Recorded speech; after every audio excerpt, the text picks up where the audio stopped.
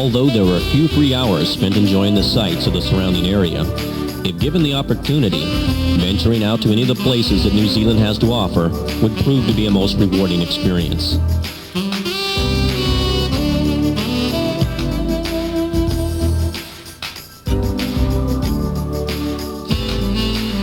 On the eastern coastline of New Zealand's South Island is proclaimed as one of the most breathtaking cities in the world.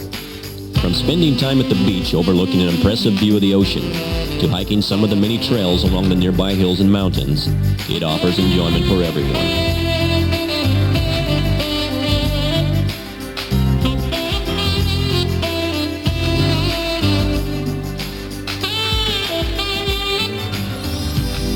Christchurch offers many parks and recreation areas, which are great places to get away and experience some of the fascinating sights that are unsurpassed anywhere else in the world. There is even an extensive network of biking trails that can be taken to any place throughout the city.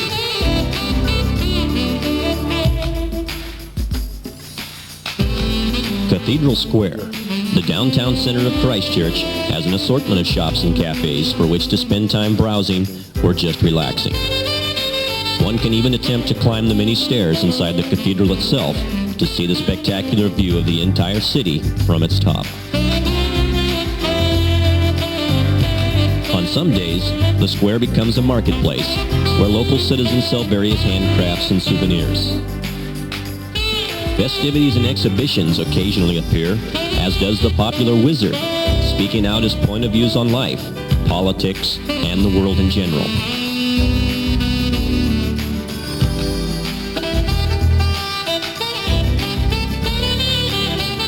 Not far from Cathedral Square are the world-famous botanical gardens that Christchurch is best known for. These gardens are an absolute must to visit. Peaceful, relaxing, it is the ideal place to lose oneself with the best that nature has to offer.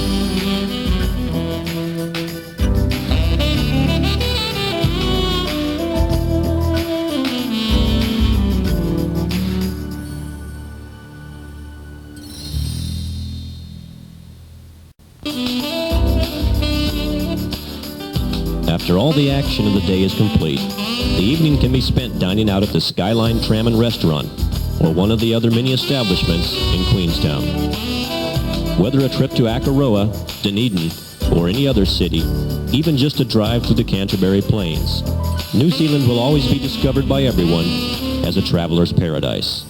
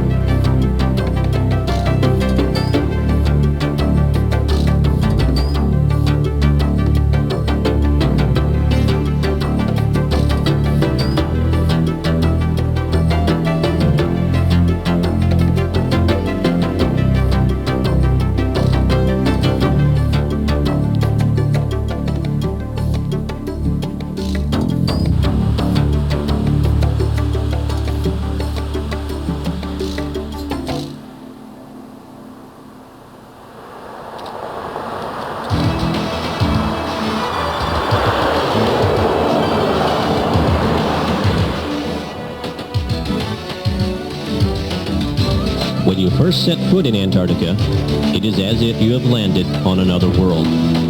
Cold and barren, ice and snow as far as the eye can see. From the ice runway, you are transported by shuttle to check into your living quarters at McMurdo Station, America's largest Antarctic installation.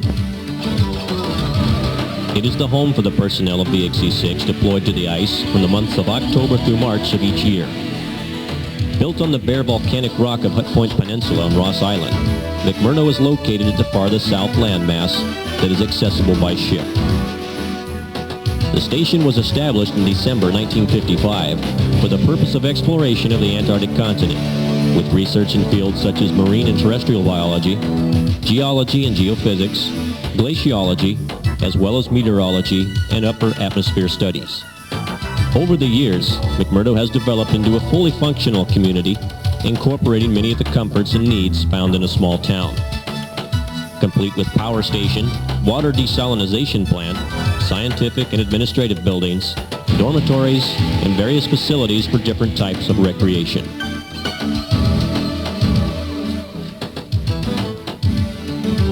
With McMurdo being the logistical center of the U.S. Antarctic program, the frozen sea ice off its shoreline is utilized as a landing strip for wheeled aircraft for the influx of priority cargo and personnel at the seasoning's opening. Later, a skiway located on the permanent ice shelf about 8 miles away becomes the heart of all air operations. The sea ice is then cleared away by an icebreaker, allowing tankers and cargo ships to deliver supplies for the next winter season.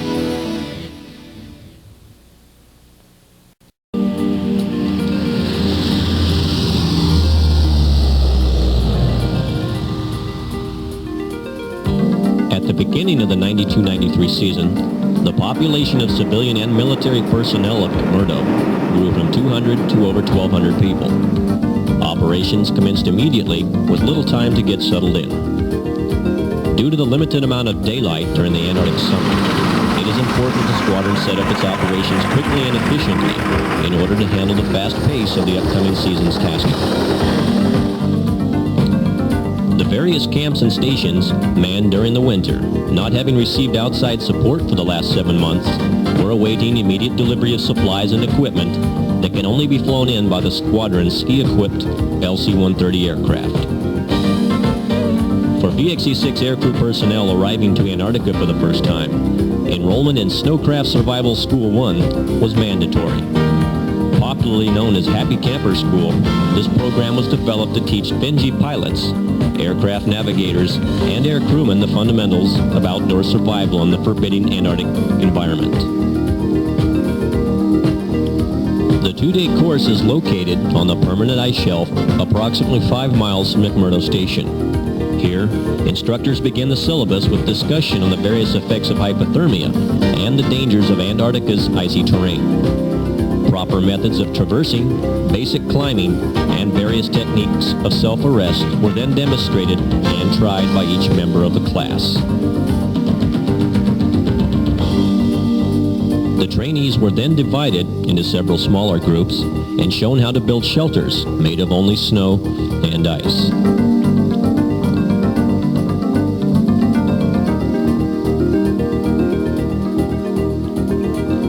Each group kept busy, learning the different techniques used in constructing different types of shelters. The hard work of their efforts was beneficial in keeping them warm and alert. Equipped with only the tools included within the required survival bags, each group built solid, sturdy shelters that would provide them safety from the elements later on in the program. After a hard day's work, a dehydrated meal, rehydrated with melted snow, was the dinner before bedding down for the night inside the newly created home in the snow.